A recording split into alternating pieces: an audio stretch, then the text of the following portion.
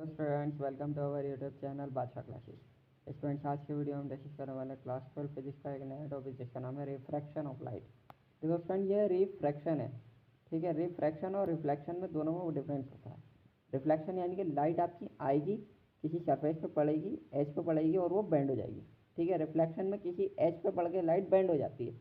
Refraction में ऐसा नहीं होता। रिफ्रैक्शन में क्या होता है, देखो, जब light travels in the same homogeneous medium, it travels along the straight path. However, when it passes obliquely from one transmitted parent medium to another, the direction of its path changes. This is called reflection of light. देखो, समझ में नहीं आया होगा, मैं समझाता हूँ। देखो, इसमें क्या होता है, लाइट हमारी ट्रांसमिट हो जाती है, यानी कि एक पाथ से दूसरे, एक मीडियम से दूसरे मीडियम में हमारी ट्रांसफ़र हो जाती है light.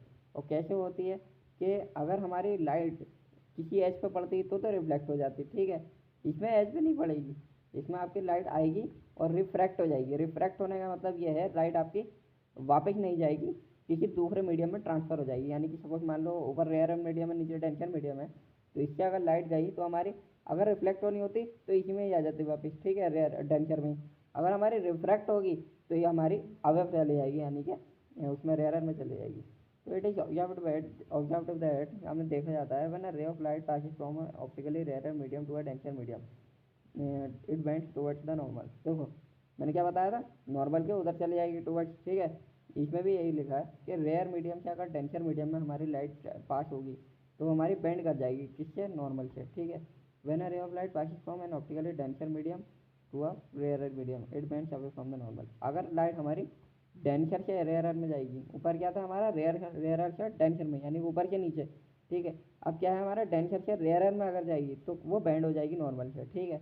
A ray of light travelling along the normal passes under undeflected. देखो, अगर नॉर्मली अगर हम रे ऑफ लाइट को पास करें नॉर्मल से, ठीक है, तो वो डिफ्लेक्ट नहीं होगी, अनडिफ्लेक्टेड हो जाएगी। अब देखो, रिफ्रैक्शन के लॉस क्या कहते हैं। देखो स्टूडेंट्स, रिफ्रैक्शन के लॉस क्या कहते हैं। पहला लॉ रिफ्रैक्शन का ये कहता है, when light travels in the same homogeneous medium, travels along the square, however when it pass obliquely from one point millimetre to another. जो हमने पीछे पढ़ा था वही है, ठीक है। Direction of path changes, this is called refraction of light, वही है रिफ्रैक्शन, ठीक है। पहला लॉ हमारा यह था, incident ray refracted at normal to the interface at the point of angle और लाइन सेम। देखो, नॉर्मल होगी, इंसिडेंट होगी, रिफ्रैक्टेड होगी, इंसिडेंट रहेगी, रिफ्रैक्टेड रहेगी, यानी इंसिडेंट ऐसा आएगी, रिफ्रैक्टेड नीचे चले जाएगी। ये सारे के सारे एक ही प्लेन पे होंगे, यानी कि एक प्लेन होगा हमारा, लीनियर प्लेन होगा, उसी पे होंगे। The ratio of tan i upon tan r is constant for the given pair of period. देखो स्टूडेंट, ये बहुत ही काम की चीज़ है, यहाँ पे आगे भी आपका काम में आएगा, आप ग्रेजुएशन वगैरह करोगे तो।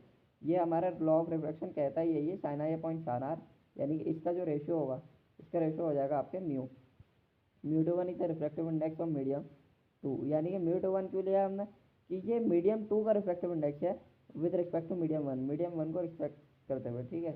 The second law is also known as Snell's law, यानी कि इसको रिफ्रैक्शन हो, यानी कि ये जो लॉ है हमारा, sine I point sine R equal to mu two one, ये जो हमारा लॉ है, यानी कि ये अलग लॉ नहीं है, ये इसी के मतलब एक पार्ट समझ लो आप।